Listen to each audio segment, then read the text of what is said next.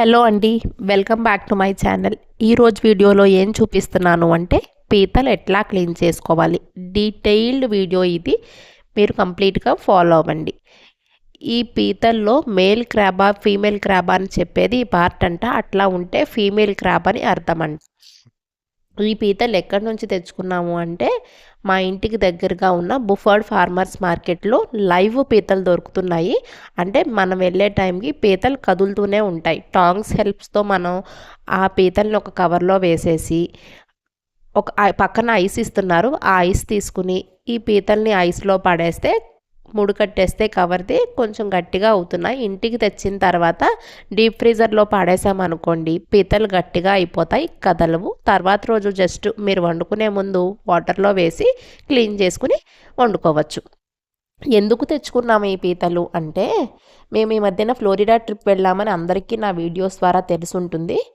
అక్కడ ఎక్కడ చూసినా కూడా సీ ఫుడ్ చాలా అంటే చాలా బాగా దొరుకుతుంది. మేము వెళ్ళిన 3 రోజులు నాన్ వెజ్ తినలేదు కాబట్టి అక్కడ బయట ఎలాంటి సీ ఫుడ్ మేము ట్రై చేయలేదు. మా బాబుకి కొంచెం సీ ఫుడ్ నాలా ఎక్కువ అలవాటు. ఎందుకు అంటే మాది ప్రాపర్ ఈస్ట్ గోదావరి.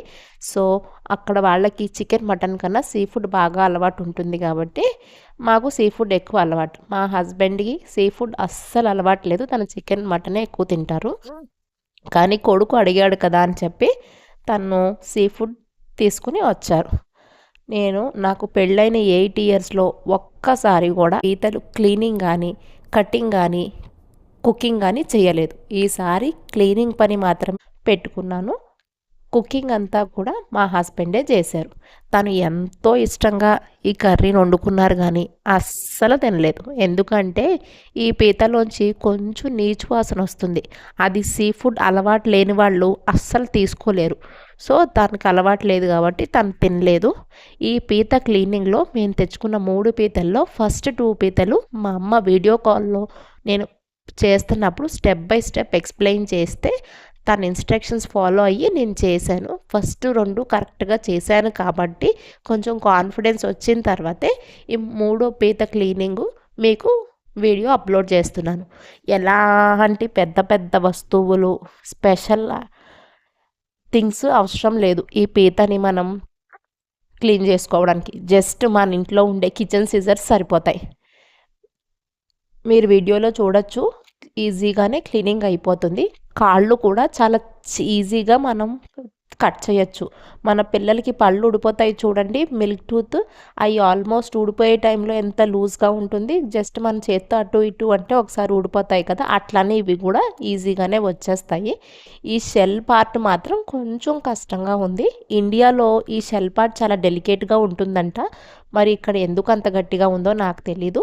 చాలా గట్టిగా ఉంది. 2 వైపులు సిజర్స్తో కట్ చేస్తే కానీ షెల్ అనేది రాలేదు. షెల్ కట్ చేసిన తర్వాత లోపలుండే ఎల్లో పార్ట్ని మనం ఖచ్చితంగా డిస్కార్డ్ చేసేయాలి. అంటే అది కుకింగ్లో వాడుకోకూడదు. మీరు రన్నింగ్ వాటర్ కింద ఈ పీతను పెట్టి ఉంచితే ఆ ఎల్లోదంతా బయటికి వాటర్తో పోతుంది. ఆరెంజ్ కలర్లో ఒకటి కనపడుతుంది కదా, దాన్ని ఎగ్స్ అంటారు. అది కుకింగ్లో వాడుకోవచ్చు మీకు నచ్చితే. మేము వాడుకున్నాం కుకింగ్లో. ఇలా ఎగ్స్ ఉన్న పీతల్ని పులుసుకి వాడుకోవచ్చు అంట, గ్రేవీకి కూడా వాడుకోవచ్చు. మేము ఇక్కడ గ్రేవీ కర్రీయే చేసుకున్నాం, పులుసు పెట్టుకోలేదు.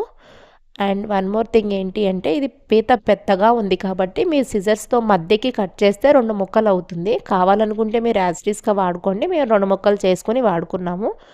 2 సార్లు రన్నింగ్ వాటర్ దగ్గర, అంటే చన్నీళ్ళతోనే, వేడి నీళ్ళతో కాదు చన్నీళ్ళతో క్లీన్ చేసుకోండి.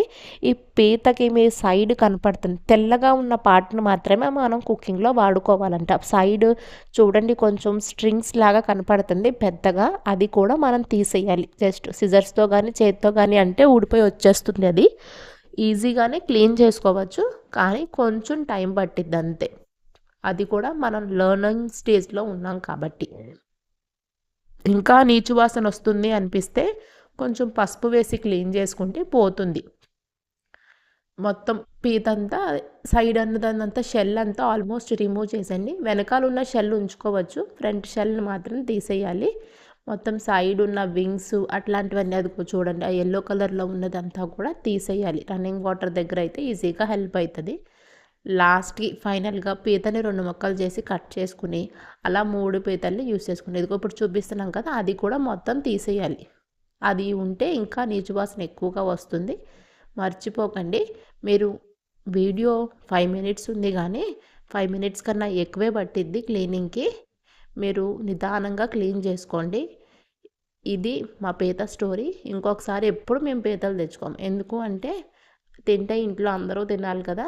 నేను మా వాడే ఫినిష్ చేయాల్సి వచ్చింది. మా హస్బెండ్ ముట్టుకొని కూడా ముట్టుకోలేదు. సో నెక్స్ట్ టైం నో పీత. ఇది ఫారెన్ కంట్రీస్లో ఉండే వాళ్ళకి ఉపయోగపడుతుందని నేను ఈ వీడియో షేర్ చేస్తున్నాను. ఇక్కడ ఎవరూ కూడా మనకి క్లీనింగ్లో హెల్ప్ చేయరు కాబట్టి ఎవరికైనా ఈ వీడియో యూజ్ అవుతుందేమోనని షేర్ చేస్తున్నాను. ఈ వీడియో మీకు నచ్చితే లైక్ చేసి షేర్ చేసి సబ్స్క్రైబ్ చేయండి మా ఛానల్ని. Thanks for watching. Thanks for supporting our channel as well.